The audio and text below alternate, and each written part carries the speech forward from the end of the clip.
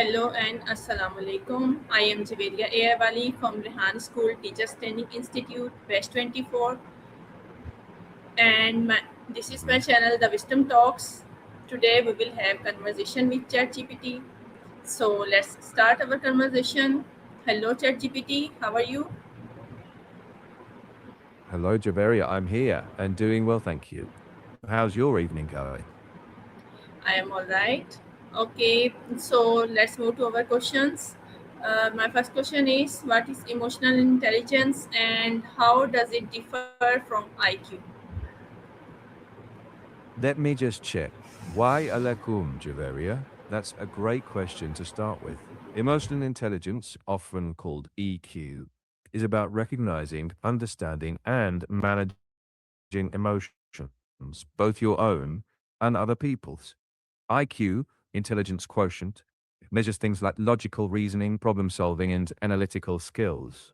So, EQ is more about people and relationships, while IQ is more about problem solving and logic.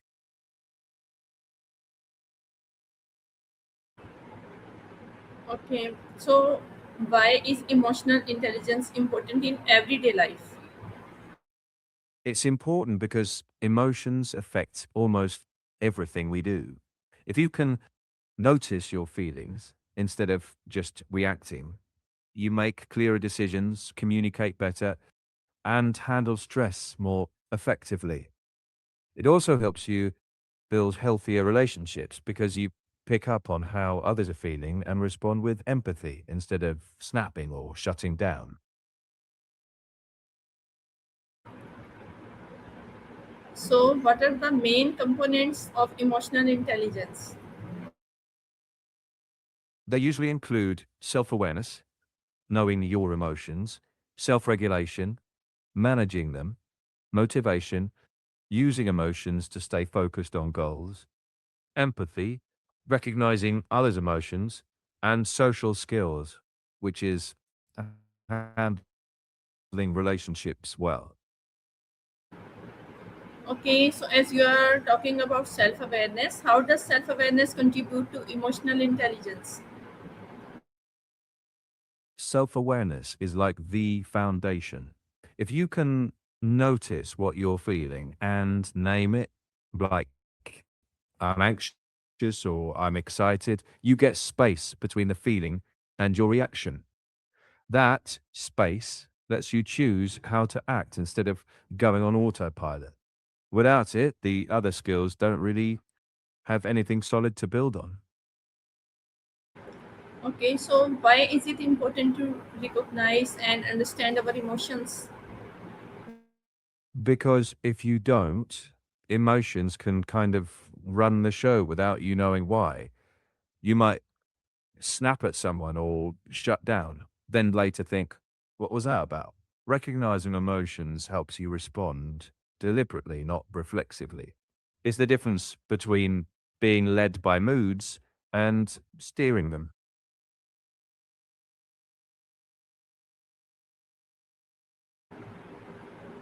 So, how can emotional intelligence improve decision making? What do you think about it? When, good question, let me just check. That's an excellent question. Basically, helps balance emotions with logic. So instead of making a snap decision out of frustration or fear, you can pause, think, and consider your options. It leads to calmer thinking, better judgment, and decisions that actually match your values and long term goals. Okay, so what role does self control play in managing emotions? It keeps your reactions from running ahead of your reason. So even when you're upset or annoyed, you don't say the first thing that pops into your head. You can slow down, breathe, and pick words that move the situation towards a good outcome instead of adding fuel to the fire. Over time, that habit makes decisions more steady and reliable.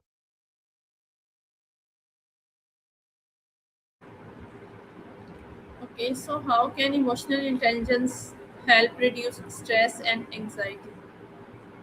When you can recognize triggers early, like noticing, okay, my chest feels tight, I'm tense, you can step in before it snowballs. Things like deep breathing, short breaks, journaling, or talking it through with someone you trust become intentional choices, not desperate reactions. That sense of agency, I've got options, tends to lower stress and anxiety levels.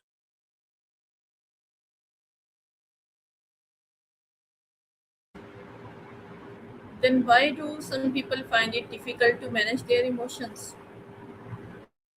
Sometimes it's past experiences.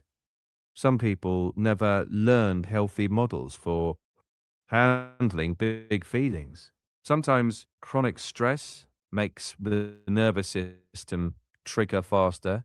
And honestly, sometimes people just haven't practiced the skills. Emotional regulation is like a muscle. You can build it one small step at a time. And it's perfectly okay if it takes time.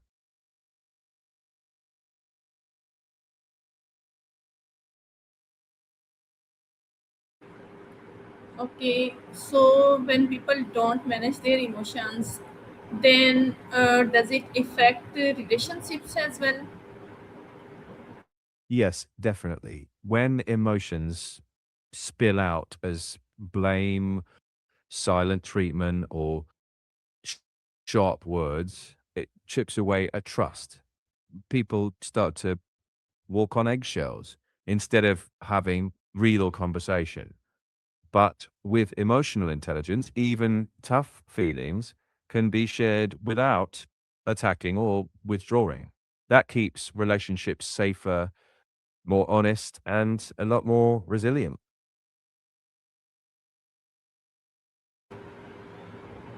Okay, then how does empathy strengthen relationships?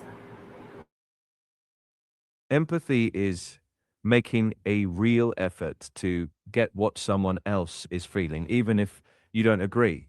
When people feel seen and heard, they lower their guard. That builds trust, deepens connection, and turns conflict into actual conversations instead of battles. It's the difference between talking at someone and actually talking with them.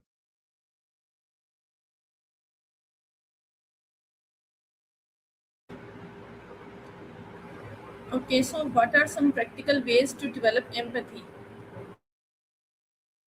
Try listening more than you talk and really noticing the other person's words, tone, and body language. Ask simple, curious questions like, help me understand how that felt. And honestly, reading fiction or watching written films can help too, because you're practicing seeing the world through different eyes. And when you do disagree with someone, try reflecting back what you heard before responding. That small move can change the whole vibe. Okay, actually, sometimes it is very difficult to control emotions. So, how can emotional intelligence improve communication skills? When you notice your own emotions first, you don't dump them on the other person. You can say what's going on clearly and calmly. And when you sense the other person's mood, you adjust how you say things, timing, tone, word choice, so they can actually hear you. That tends to cut misunderstandings way down and makes conversations more productive and a lot less draining. Okay,